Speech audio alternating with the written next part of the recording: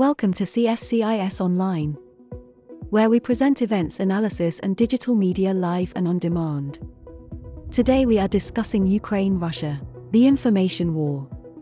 We are joined by Mitchell Orenstein, Professor of Russian and East European Studies, University of Pennsylvania. Carl Miller, Research Director for the Center for the Analysis of Social Media at Demos. And Dr. Phoebe Fletcher, Massey University and CSCIS Executive Vice President, International Policy and Political Science. Hosted by Richard Zaluski, President-CEO of the Center for Strategic Cyberspace and International Studies. My name is Richard Zaluski, and I'm here to discuss the Ukraine war with our guests, Mitchell Orenstein, a professor of Russian and European Studies, our Carl Miller, who's partner at CASM Technology and Research Director at Demos. Is that right, Carl? Yeah. That's right, thanks, Rich. And then Phoebe Fletcher, our CSCIS EVP and lecturer at Massey University in New Zealand. And we're going to be talking about, as I said, the Ukraine-Russia war from a disinformation standpoint. And depending on where you consume your information, you can get a lot of different information and looks on what's happening in this conflict. When researching this podcast, I actually looked up a lot of things which I shared with some of our senior people within our organization, and a lot of comments were made about, yeah, it's fake. And the more I looked at it, yeah, one of the things I noticed was, and I shared it with a colleague of mine, and I said there was a Russian fighter plane flying overhead. Only problem is the trees had leaves on them and it's winter. So that was one of the things that went, oh, okay. And then the more we started talking about it, we thought, well, this might be a really good topic on this conflict. So in general, what's been going on in Russia that I've noticed is that Russia's labeled Meta a cyber terrorist or an extremist organization. And the Russians have shut off a lot of the social media accounts. I think YouTube's still going for now, but what does that actually mean for everybody, and how are they consuming, and how do people see what's going on in the world, in this digital world that we live in, and what do you all think where this is going? So maybe we just have a little response to this initial thing with Facebook being a extremist organization. Anybody want to take up the mantle on that one? I'm happy to. Sure. So I think this is a continuation of earlier movements that we've seen within digital warfare. So many of these things we saw in the Arab Spring, we also saw it in the US election. They are continuations of the need to really control the image in a war space, because in a kind of internet-enabled environment, fake news can travel very quickly, and it's about velocity. So if you think about something like that Innocence of Muslims film in 2012, which enraged Muslims, that caused protests in 12 nations over just a matter of days. So I think that people are very aware of the power of the image. In fact, Moises Naim from Foreign Policy wrote a really great article on it where he called it the YouTube effect, where one image, a singular image or video, had the ability to shape a conflict and spread around the world. So you might think about those images of the woman in the red dress being pepper sprayed from Gezi Park. I think what we're seeing is that people are very aware of the power of images to shape international perception and the impact that that has on a conflict. And we're also seeing an attempt from Russia to really control their own cyberspace. So this is a movement that's been called the splinter net, where you basically try and control your own area of the internet. And we're seeing a kind of competing information operations space that is using all of these digital techniques. Thanks, Phoebe. Carl, do you have any comment? I mean, there's an aphorism which disinformation researchers have often said in conferences over the last 10 years, which is that Russia's gone from trying to destroy openness to exploiting it. And in many ways, this was a kind of weird, kind of retro lurch, kind of back into the brittle world of Soviet information controls. Phoebe says exactly, controlling. I mean, they don't want. I mean, it's quite clear what they're doing. They don't want Russian people living in Russia to understand what the rest of the world thinks about the conflict and actually what's happening in the conflict. But what's interesting is really how quickly this kind of facade fell away. The Russia was kind of went from this kind of gleeful postmodern kind of fact-defying kind of 21st century kind of dance that they've been doing through open platforms, actually very quickly back into one where they wanted to shut them all down. So yes, it was all about control, but implicitly also a recognition, I think, by Russia that the only way they could really do that was by narrowing the social media consumption of people living in Russia to the platforms which are primarily located there, and essentially to kind of re-sovereigntize where their data sits and the companies which are offering those services to their citizens. Maybe I can offer like a slight sort of, Russia-Ukraine sort of angle on this. I mean, I think specifically the claims I believe they're making about Meta, Facebook, is that they're using the term war, essentially, and that they're spreading the idea that Russia has launched a war against Ukraine, which should seem obvious to everybody, who's getting access to free media. But Russia places a very, very strong emphasis right now on framing this as a special military operation, not a war. And there's a very strong reason for that in Russian domestic politics, because Russians have a strong self-image, interestingly, of themselves as being anti-war people. They believe that Russia has never started a war that in modern history, and that Russia has always been the victim of war, and very much steeped in this World War II victimhood narrative. And all of the wars, if you think about it, that Russia's undertaken have been carefully justified, that Russia was simply reacting to a provocation. I think that the problem that Putin's had right now is that the Biden administration in the US did a remarkably successful job in the run-up to the invasion of announcing to the entire world that Russia's about to invade, Russia's about to invade, Russia's about to invade Ukraine. They said it so much, actually, that the Ukrainians were kind of annoyed that people stopped coming to Ukraine. And but I think there was a very strong purpose to it, which was to make it unavoidably pegged to Vladimir Putin's own decision to go to war. And interestingly, he decided to go to war without the usual pretext that he had. And that's had an enormous blowback, not just internationally in this disinformation, and warfare internationally, but also this domestic dimension where it's about convincing his own people that they should be at war, that Russia is actually the victim here. And that has been unsuccessful. I think that's the context in which you have to see the sanctions against Facebook and Meta. I found it interesting just because I monitor this. I'm really interested in what's going on, obviously, because of it's such a current hot topic and very high profile event. But do we know if Putin's actually getting accurate information into what's going on? Because, he is a dictator, and people have a habit of disappearing if they cross him or he doesn't get anything he likes. So I was watching the news and listening to the news, and they were saying that, is he actually getting the proper information, or is he getting misinformation fed to him that he can't make a proper decision on what's going on? I think it's pretty clear he's uninformed about Ukraine. And it's unclear, though, to me. I mean, one key thing is he's not been to Ukraine since 2014.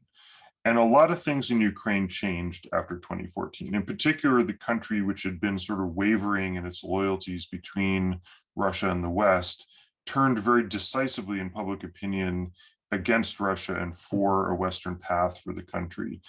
Putin appears to have missed that, or if he saw that, he misinterpreted. He thought that this was an example of Western hegemony, of ideological domination, that the Ukrainians weren't really like that, and that they would be very happy to have the Russian yoke, put back on.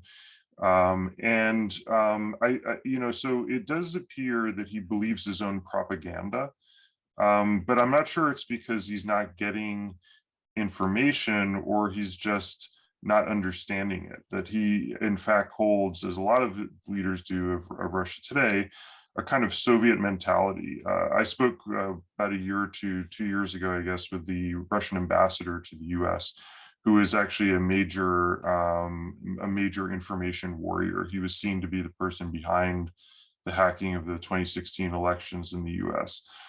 And what came out of that conversation was very much that this person was, a product of the 1970s Soviet Union.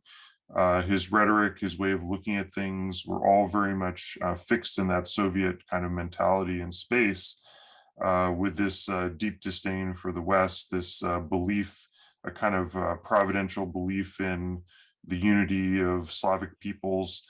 So, I think that there's a variety of different sources. Certainly religious sources would say, in the church that Putin is promoted in Russia, would say that, oh yes, the Belarusians, Ukrainians, and the Russians were all part of Orthodox Europe. We're all the same people. So I don't know where he gets the nonsense that he has in his head, honestly, but it doesn't need to come from sort of lack of information, although I suspect that is in the present time. I think that must be a piece of it, though. I mean, it must be true that he's not getting very accurate perspectives. People are afraid to tell him things. I do think your analysis of it is a dictatorship that is sort of won the war on information too completely, and it's defeated itself in its own heads type of view would be accurate here. Yeah, it's interesting because I was watching some news reports, and it showed protesters in the streets being obviously dragged away, and some of them are facing, 15-year jail sentences. And the woman who held the placard up behind the news anchor, and also they're going through your phones to see what groups or what kind of things you're up to online, right? And to me, it has almost has a look and feel of sliding back into a Soviet era, really. Mm-hmm. With the central leadership and everything else is just shut off on the outside. It's an interesting time. Phoebe, did you want to add something or before we move on?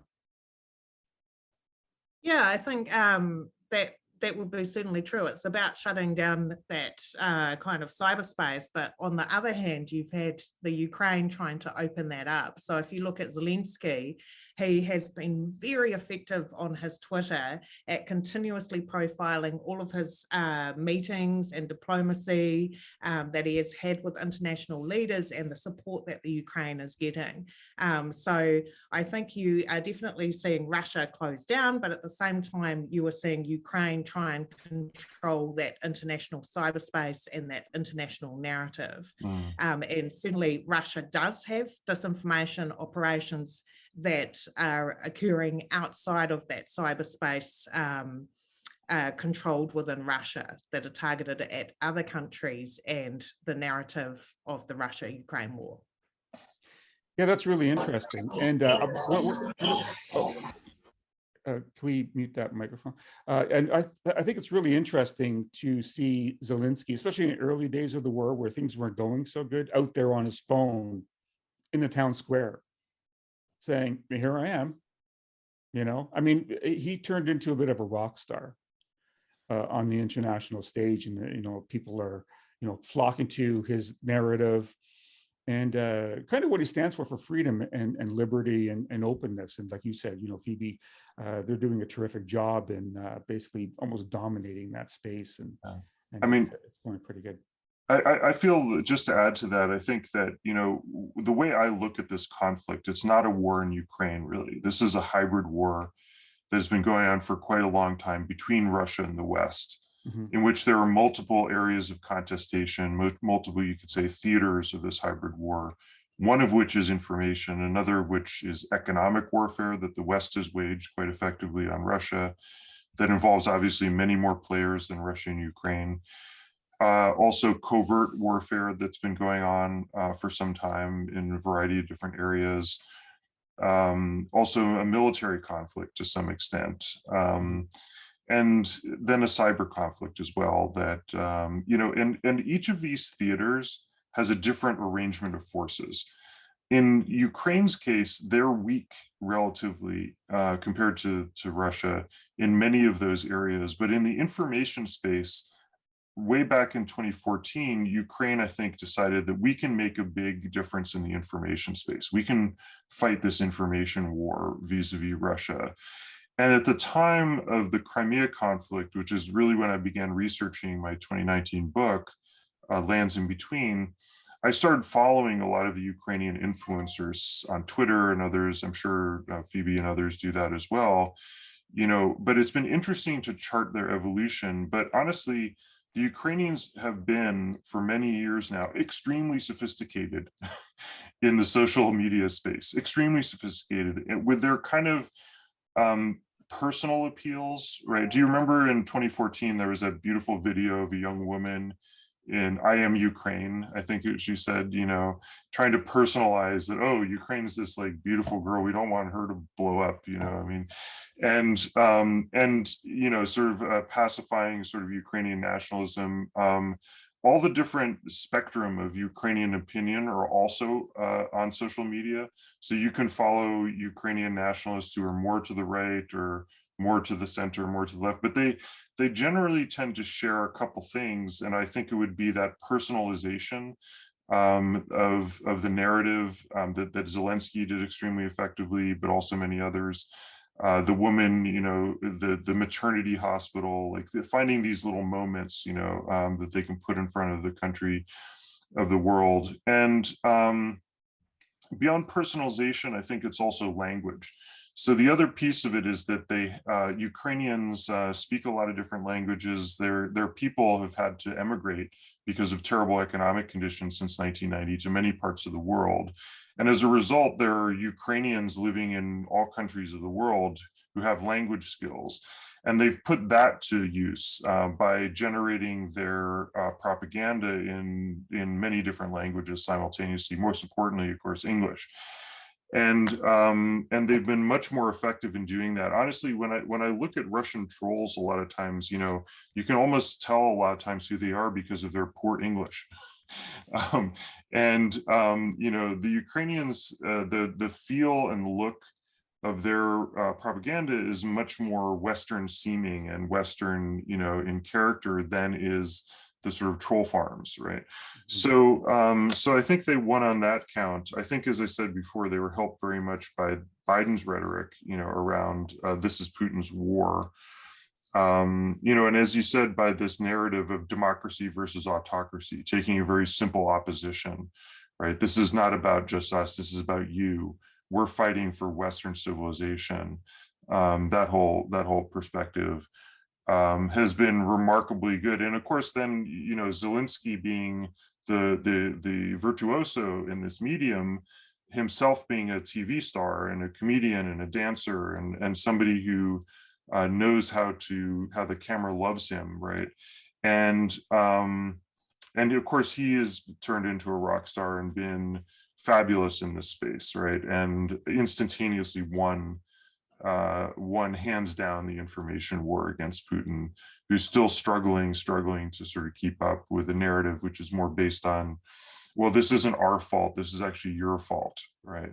It was actually the West who attacked us, and we're just trying to push back, which has become, because of all the actions of the other side, very hard narrative to sort of to defend, although there is part of the world that does believe that, mostly in developing countries, in Africa and in the Middle East, and elsewhere in Asia, perhaps. I just noticed that there's a lot of sophistication on the Ukrainian side with the prevalence of mobile phones and images and people just uploading stuff, that's unfiltered and it's just out that's there. Right. Yeah, decentralized. Absolutely, that's true too. That's a very good point. Yeah, and it's anybody. Yeah, they caught the Buk missile launcher, right? That was one huge thing back in 2014. Remember when MH17 got shot down in July of 2014?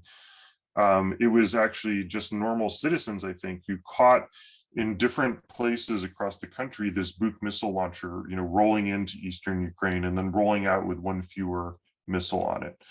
And so that you're absolutely right, that decentralized approach where any Ukrainian now knows where to upload these things and knows what type of images to get has been also remarkable. The way that they've documented the war, for instance. Yeah. Every tank we see, destroyed Russian tank we see a video of. Yeah, it was interesting because one of the reports I was watching was basically a reporter talking about the military and the military special operation. And it showed a ship in the background. And then the next day the ship was destroyed because it was uploaded on media. Now, I'm not sure, the Ukrainians say they did it because they found out where the ship was and they managed to geolocate it somehow. I don't know if that's true, but it's kind of interesting that, going back through conflicts, locations were always a secret thing. You didn't like during the Iraqi war, they never really said like where this is happening. And here it is, everybody's with a cell phone, videotaping everything and putting everything up. And the intelligence services must just be having a field day trying to find, okay, that's that. We know where this is, right? So it's interesting.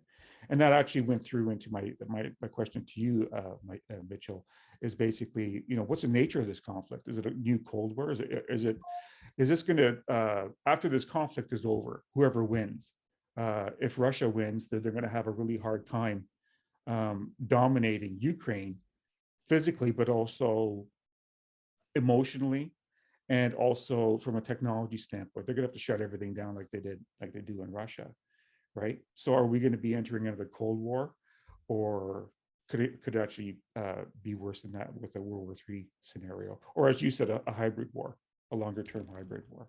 Yeah, absolutely. I mean, I think it's a great question everybody should be thinking about, and obviously is. And when I was in Poland, I definitely heard quite a number of people with a very, a very depressing kind of escalation, World War III type scenario, right? Some people are very, believe that is what's happening.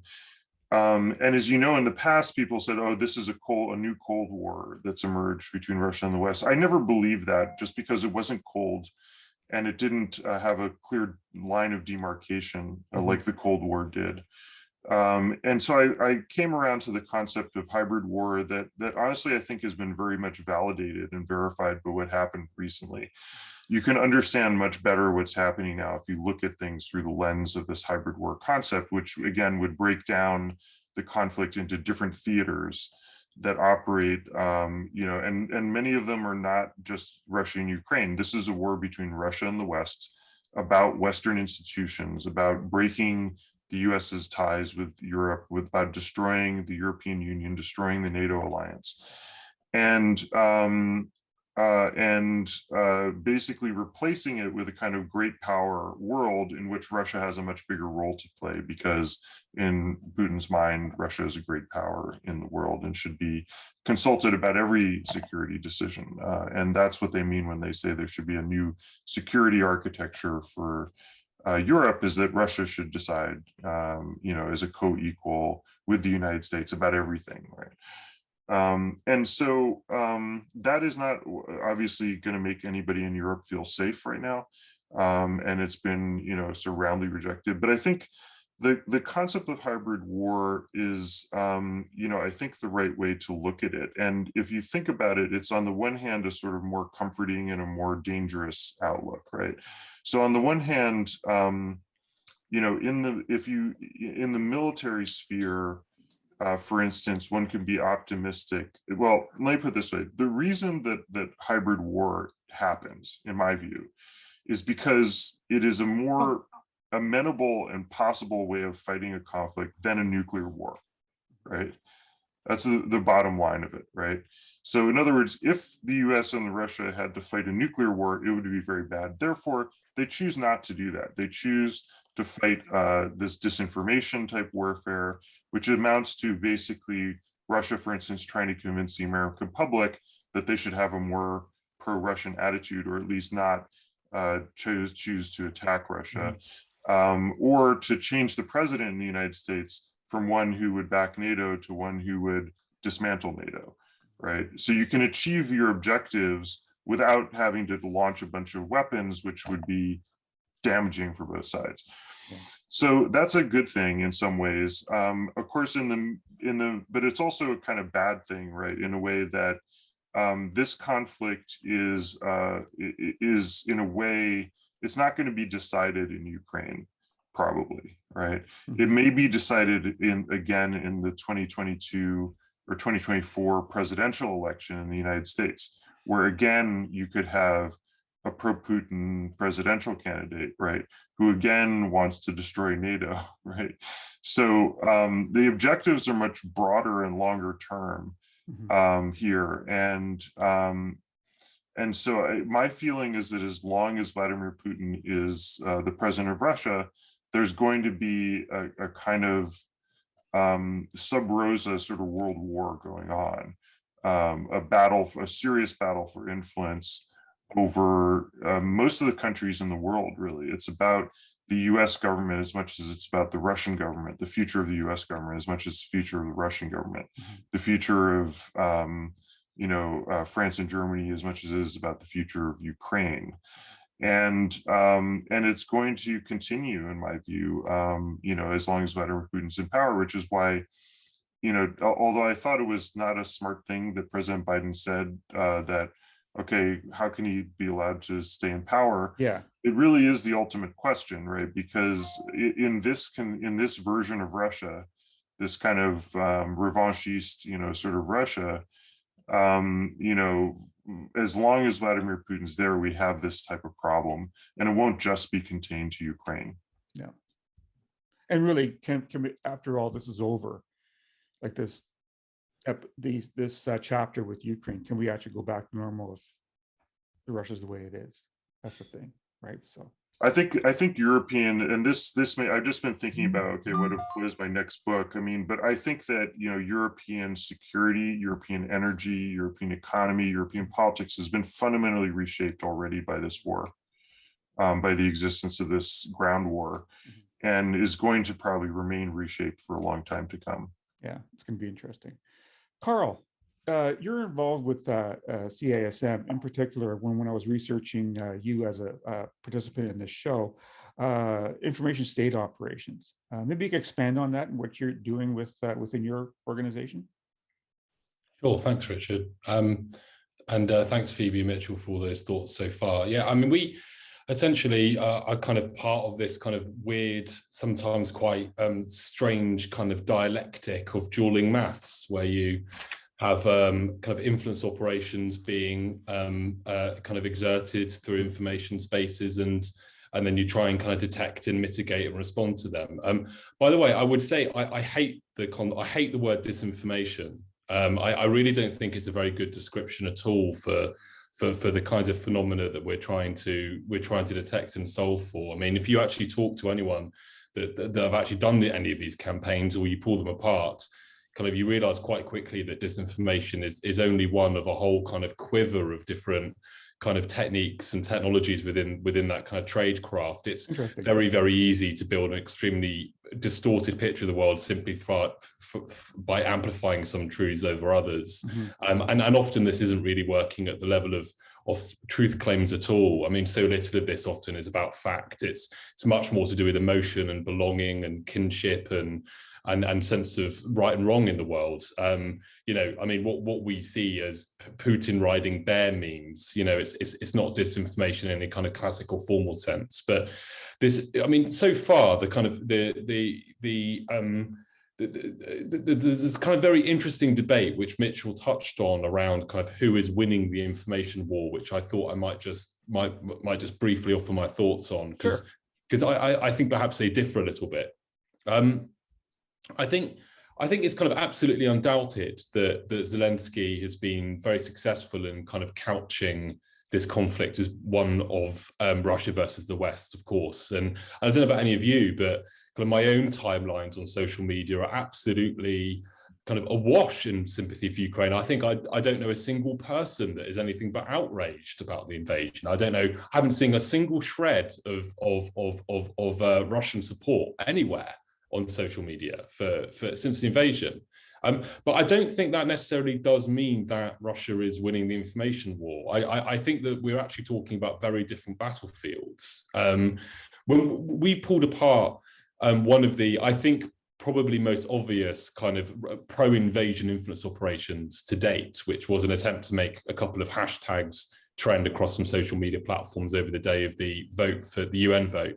And when you look at the accounts which were deployed to try and make these hashtags trend, and then the actual kind of pro-invasion mimetics which they were sending, it's very clear, it jumps out at you from the very first moment that there is really no attempt here to systematically either address or target or be the West in any of this kind of influence operation.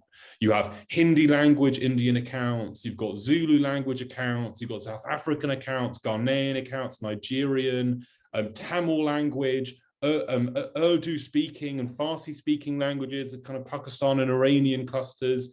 And you've got lots of memes that are around BRICS solidarity and others around anti-colonialism, Western hypocrisy. Lots of messaging is coming out of, I think, these campaigns about the West, but very little to the West.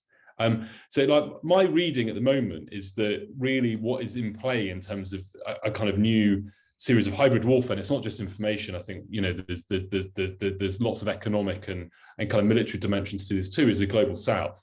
I don't think Russia is trying to legitimize the invasion in the eyes of the West at all. But I do think that it is realizing that there's plenty of parts of the world that actually have much less sympathy for you know, the West's colonial past or NATO military adventurism than kind of audiences in New Zealand or Canada or the UK, and that's the kind of those are the parts of the world that haven't sanctioned Russia yet, and they're in play.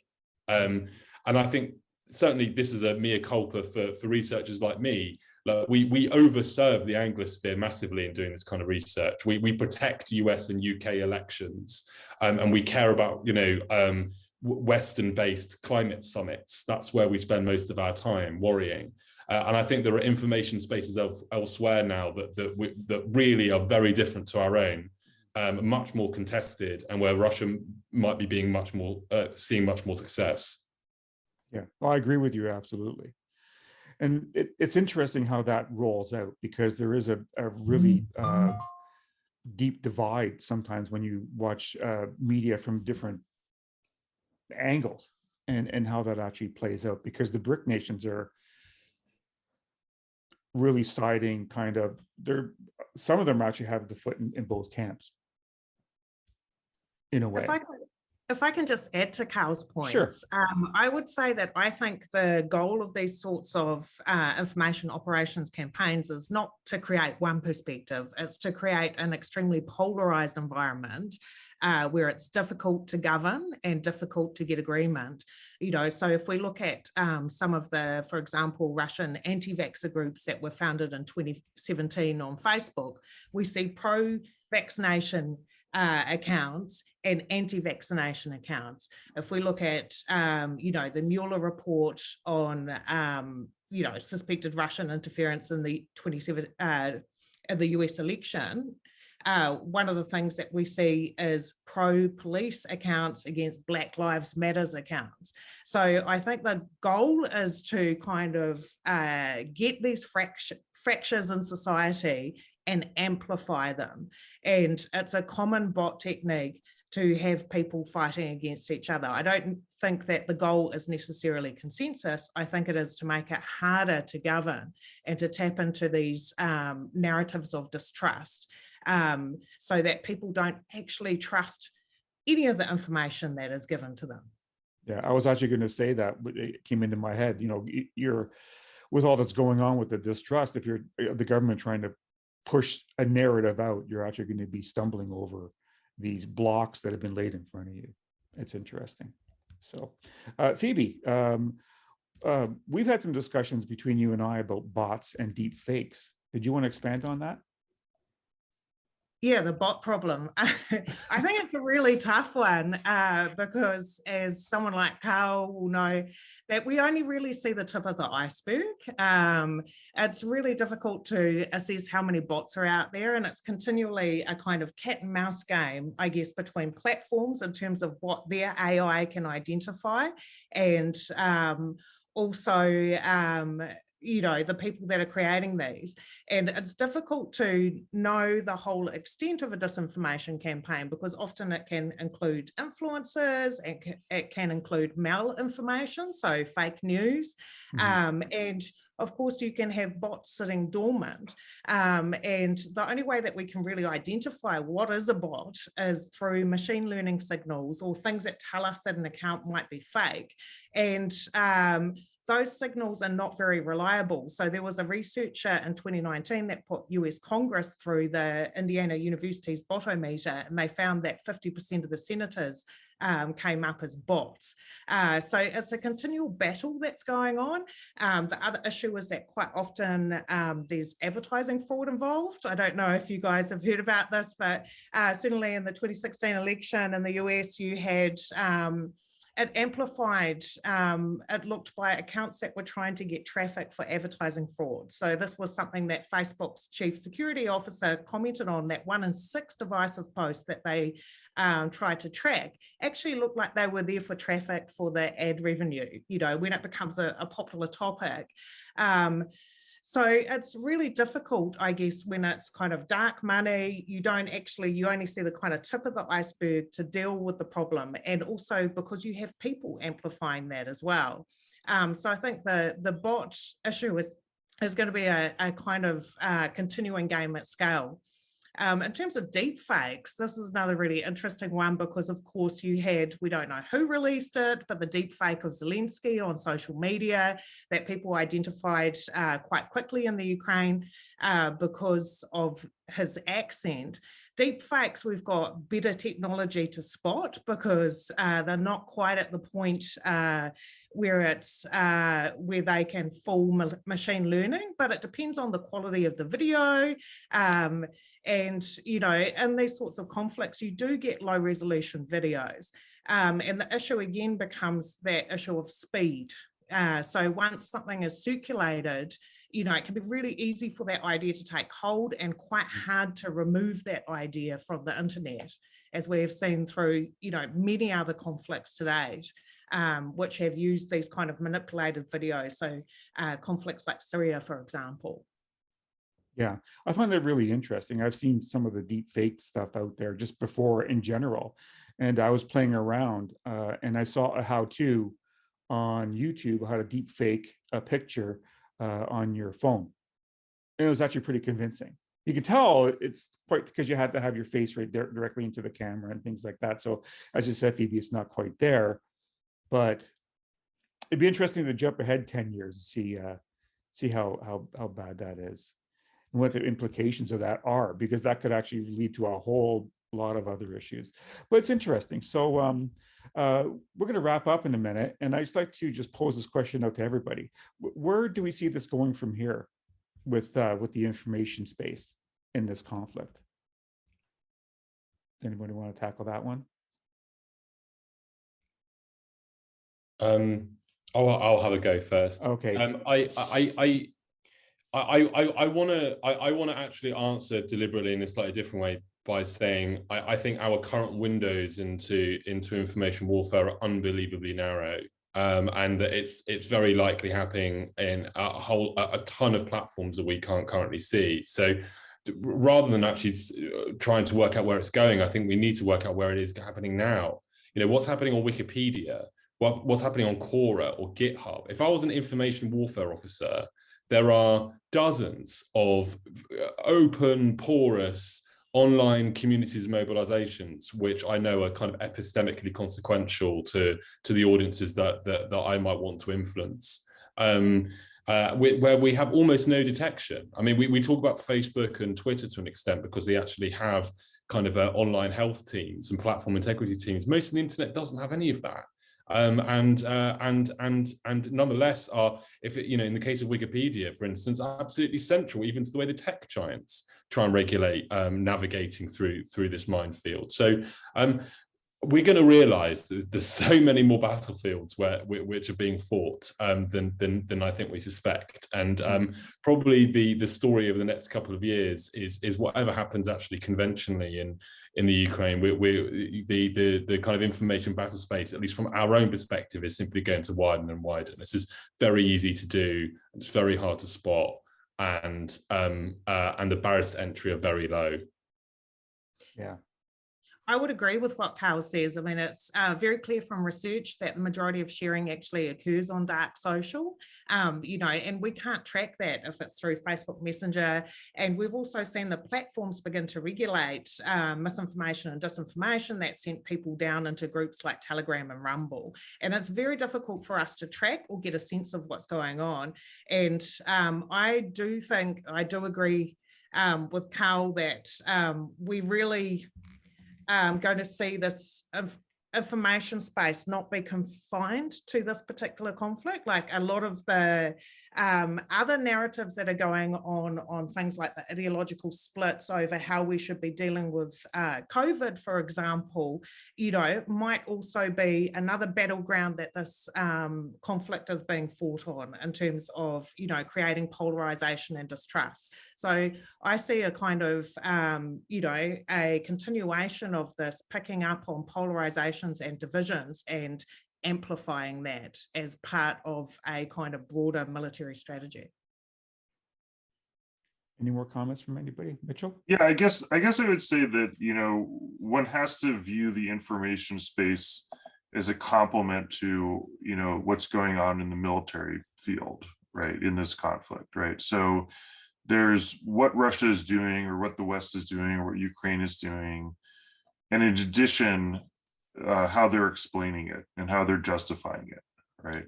I think it can't be evaluated kind of on its own.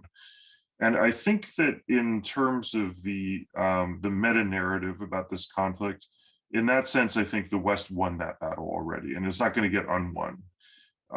This is a conflict between democracy and autocracy. Russia started this war. Russia attacked a defenseless nation, is ravaging Ukraine.